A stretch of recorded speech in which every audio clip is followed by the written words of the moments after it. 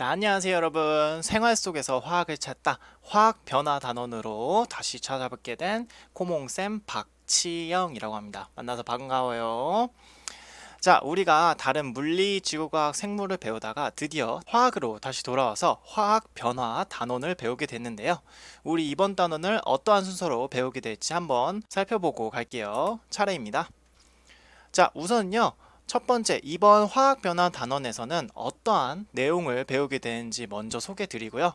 그 다음에 산화환원 반응 중에서 산소에 의한 산화환원 배우고, 그 다음에 전자에 의한 산화환원을 배운 다음에 산염기로 넘어갑니다. 자, 산염기 먼저 배우고 산과 염기가 만나는 반응인 중화 반응에 대해서 배우게 된 다음에 마지막 최종적으로 대단원 정리를 하면서 화학 변화 단원을 마무리하게 됩니다. 자, 그러면 바로 수업 진행해 보도록 할게요. 자, 첫 번째 대단원 소개입니다. 우리 화학변화 단원에서는 무엇을 배운지 한번 알아보도록 할게요. 우리가 현재 배우고 있는 이 통합과학은 어떠한 과학을 주로 다룰까요? 주로 통합과학은 일상생활과 밀접한 과학을 배웁니다. 그래서 우리가 저번 시간까지만 해도 우리 몸에 관련된 여러 가지 생물 파트를 배웠습니다. 따라서 이번 단원 화학 변화 단원에서도요, 일상생활에서 만날 수 있는 여러 가지 화학 반응과 물질들을 배우게 될 것입니다. 그럼 우리 주변의 화학 반응은 무엇이 있을까요? 가장 간단하게 우리 부엌만 가도 우리 불을 피울 때 화석 연료를 연소시키는데 이 연소 반응도 우리가 자주 사용하는 화학 반응이라고 할 수 있고요. 자, 그리고 우리가 음식을 먹으면 몸 안에서 소화를 하죠. 이 소화도 여러 가지 화학 반응을 걸쳐서 우리 영양분을 에너지로 만드는 거거든요. 즉, 여러분 몸속에서도 화학 반응이 일어나고 있습니다. 그리고 마지막으로 여러분이 지금 선생님 강의를 컴퓨터를 통해서 이렇게 보고 있을 텐데요. 이 컴퓨터를 통해서 보고 있을 때도 여기 지금 디스플레이에 보이는 이 화면에서도 여러 가지 반응들이 일어나면서 빛을 발광하게 되고 이 빛이 여러분 눈에 들어오게 되면서 지금 수업을 듣고 있는 겁니다. 근데 우리가 온라인 수업을 한 지 이제 한 학기가 훨씬 넘어가는데요. 여러분 지금 이렇게 열심히 들어야 되는데 혹시 이렇게 듣고 있진 않으시겠죠? 선생님이 핵심만 콕콕 집어서 이번 수업 나갈 테니까 집중해서 들어주시기 바랍니다. 우리 통합과학 친구들 화이팅입니다. 우리 주변에 여러 가지 화학 반응들이 있는데요. 이 여러 가지 화학 반응들의 대부분은 바로 산화환원 반응입니다.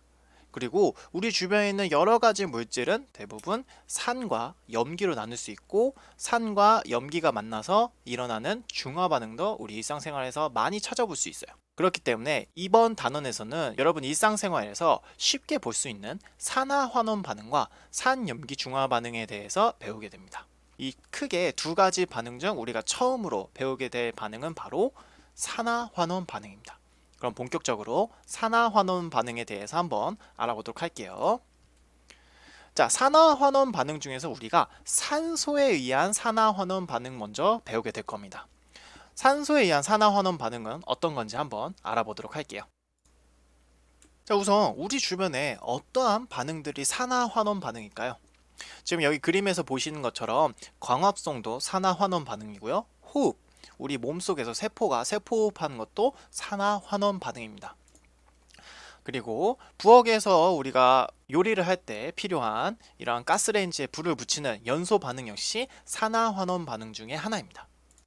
그 밖에도 철이 부식되거나 또는 빵 같은 게 이렇게 오래돼서 썩고 부패하는 것도 산화환원 반응이고요.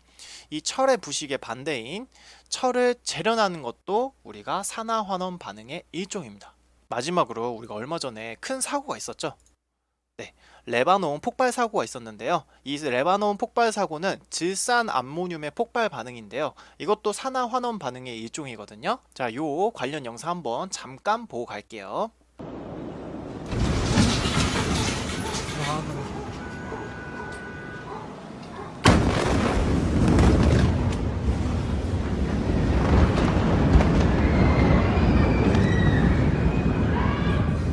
자, 잘 보셨나요? 엄청 큰 폭발이었죠. 그래서 이렇게 여러 가지 각종 폭발 반응도 대부분 산화환원 반응의 일종입니다.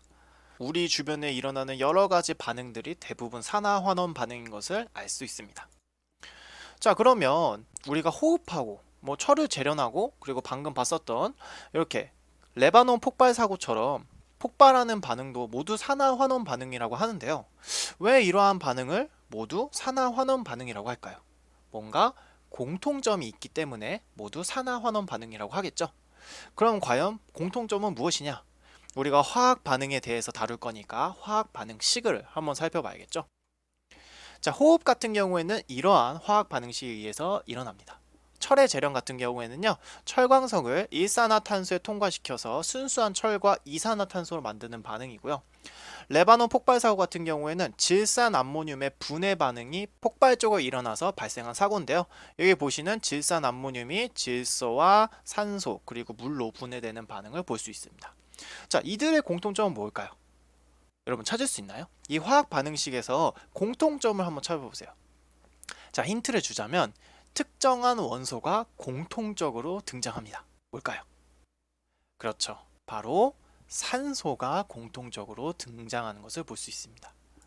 모두 산소가 관여하는 반응이라는 거죠. 그래서 산화환원 반응을 새롭게 정의하자면요, 이렇게 정의할 수 있어요. 산소가 관여하는 반응은 산화환원 반응이다 라고 할 수 있습니다. 그런데요, 산화환원 반응은 산화 반응과 환원 반응이 합쳐진 거거든요. 그럼 산화 반응이 무엇이냐? 즉 산화가 무엇이냐? 자, 산화는요, 우리가 있는 그대로 해석하자면 이렇게 해석할 수 있어요. 산소화되다. 액체가 기체되는 것을 기화된다. 또 기체가 액체가 되는 것을 액화된다고 하잖아요. 그것처럼 산화는 산소화되다라는 뜻이에요. 자, 물질이 산소화된다는 것은 어떻게 또 해석할 수 있느냐? 바로 산소를 얻는 것을 산소화된다고 할 수 있습니다. 그래서 산화는 산소를 얻는 반응을 뜻하고요. 자, 환원은 있는 그대로 해석을 하자면 원래대로 되돌아가다입니다. 자, 산화된 물질이 원래대로 되돌아가려면 산소를 어떻게 해야 될까요? 그렇죠. 산소를 얻었으니까 반대로 산소를 잃어야겠죠. 그래서 환원은 어떠한 반응이냐? 산소를 잃는 반응입니다. 자, 그러면 산화환원 반응은 산화와 환원이 합쳐진 거라고 했으니까 이 산소가 관여하는 반응이란 뜻을 새롭게 해석하자면요, 산소를 얻거나 잃는 반응을 바로 산화환원 반응이라고 합니다. 아시겠죠? 자, 우리가 요걸 알고 있는 상태에서 방금 봤었던 여러 가지 반응식에서 산화와 환원을 한번 찾아보도록 할게요. 자, 먼저 철의 재련 반응 한번 살펴보도록 할게요. 자, 철의 재련은요, 철광석이 일산화탄소를 만나서 순수한 철과 그리고 이산화탄소가 되는 반응입니다. 자, 여기 일산화탄소 한번 주목해 볼까요? 자, 일산화탄소는요, 철광석으로부터 산소를 얻어서 이산화탄소가 됐습니다. 즉 일산화탄소가 산소를 얻었죠. 그렇기 때문에 일산화탄소는 산화돼서 이산화탄소가 됐다라고 할 수 있고요.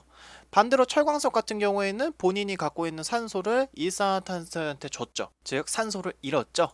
그래서 순수한 철이 됐습니다. 철광석, 산화철 같은 경우에는요, 환원돼서 순수한 철이 됐다라고 할 수 있습니다. 자, 여기서 여러분이 산화환원 반응의 특징 하나를 짚고 넘어갈 수 있는데요.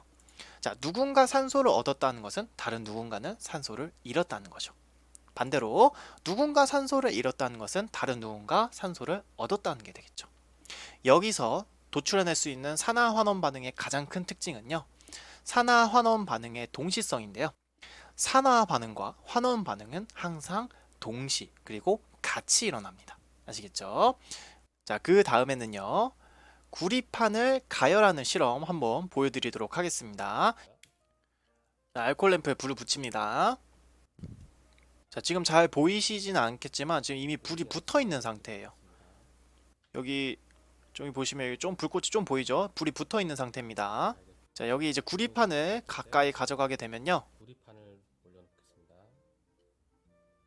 지금 보시는 것처럼 구리판이 점점 가열돼서 검은색으로 변하는 거 볼 수 있어요. 검은색이 됐죠?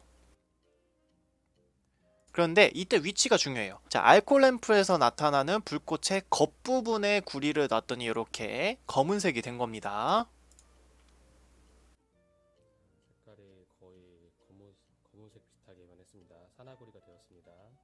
자, 그 다음에 이제 구리의 검은색이 된 부분을요, 이렇게 검은색이 된 부분을 불꽃의 안쪽 속불꽃에 한번 넣어 볼게요.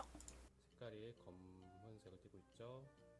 속불꽃 속에 넣어보겠습니다. 파란색 속불꽃. 자, 그랬더니 검은색 구리 부분이 다시 원래의 구리색으로 돌아가는 것을 볼 수 있을 겁니다. 이 부분이에요. 이 부분. 그렇죠? 여기 지금 돌아가고 있죠? 자, 속불꽃 부분에 닿으니까 검은색 구리가 원래 구리색으로 돌아가는 것을 볼 수 있습니다. 이 부분 잘 캐치하셔야 돼요. 이렇게 보이시죠? 자, 방금 봤던 실험 한번 정리해 볼게요. 봤더니 구리판을 겉불꽃에 갖다 댔더니 구리가 검은색으로 변했습니다. 그런데 검은 구리를 속불꽃에 넣었더니 검은 구리가 원래 색으로 돌아오는 것을 확인할 수 있습니다. 자, 이게 우리가 관찰한 결과고요. 이 결과를 한번 해석해 보도록 할게요. 자, 겉불꽃 같은 경우에는요, 어떠한 반응이 일어나냐면 구리가 산소를 만나서 산화구리가 되는 반응이 일어납니다. 이 산화구리는요, 검은색이에요. 그렇기 때문에 겉불꽃에 놨더니 구리판이 검게 변한 겁니다. 자, 이것을 산화환원 반응으로 해석하게 되면 구리가 산소를 얻었죠. 그렇기 때문에 구리가 산소를 얻어서 산화돼서 산화구리가 됐다 라고 할 수 있고요. 자, 이 부분은 조금 이해하기 어려울 수도 있는데요. 이렇게 보시면 돼요. 자, 산소 기체 같은 경우에는 산소 원자 두 명이 서로 짝지어서 다니고 있었죠. 그런데 구리가 산화구리가 되기 위해서 이 짝지어진 산소 중 하나를 뜯어가게 됩니다. 뜯어가죠. 그러면 이 산소 입장에서는 본인의 짝꿍인 산소를 잃은 게 되겠죠. 그래서 이 산소 기체는 산소를 잃었으니까 환원이 됐다고 할 수 있어요. 자, 그래서 이 O2 같은 경우에는 환원돼서 산화구리가 됐다라고 할 수 있습니다. 자, 그 다음에 속불꽃에서는 무슨 일이 일어났냐면요. 자, 산화구리가 탄소를 만나서 본인의 산소를 뺏기고요. 순수한 구리로 돌아가고 이산화탄소가 형성되는 반응이 일어납니다. 자, 그럼 이 탄소는 어디서 왔느냐? 알코올 램프에서 나오는 불꽃의 이 속 부분은요, 상대적으로 밖에 덜 노출되어 있기 때문에 산소가 굉장히 적어요. 그래서 산소가 적기 때문에 알코올의 연소가 불완전하게 일어납니다. 자, 불완전하게 일어나게 되면은 그 알코올에 있는 탄소가 노출되게 되는데요. 이 탄소가 산화구리에 있는 산소를 뜯어가게 됩니다. 자, 그러면 이 탄소 같은 경우에는 산화구리로부터 산소를 얻어서 이산화탄소가 됐으니까 산화되었다고 할 수 있고요. 그리고 산화구리 같은 경우에는 본인이 갖고 있는 산소를 잃어서 순수한 구리가 됐으니까 환원되었다고 할 수 있습니다. 그래서 여러분이 이렇게 다양한 반응들을 보고 어떠한 물질이 산화되었고 어떠한 물질이 환원되었는지 찾을 수 있어야 되는데요. 산화된 물질과 환원된 물질은 반드시 반응물에서 찾아야 됩니다. 이 겉불꽃 반응 볼게요. 겉불꽃 반응 같은 경우에는 구리가 산화돼서 산화구리가 되고 산소가 환원돼서 산화구리가 됐습니다. 그럼 산화구리가 뭐 산화됐다, 산화구리가 환원됐다 라고 하는 게 아니라, 자, 반응물은 화살표의 왼쪽이죠. 그래서 반응물인 구리가 산화돼서 산화구리가 되었으므로 산화된 물질은 구리이고요. 산소 기체가 환원돼서 산화구리가 됐으니까 환원된 물질은 산소 기체가 됩니다. 또 속불꽃에서는요, 산화된 물질은 반응물인 탄소고요. 환원된 물질은 반응물인 산화구리가 환원되게 된 겁니다. 이렇게 생성물이 아닌 반응물에서 여러분이 산화된 물질과 환원된 물질을 찾으셔야 됩니다.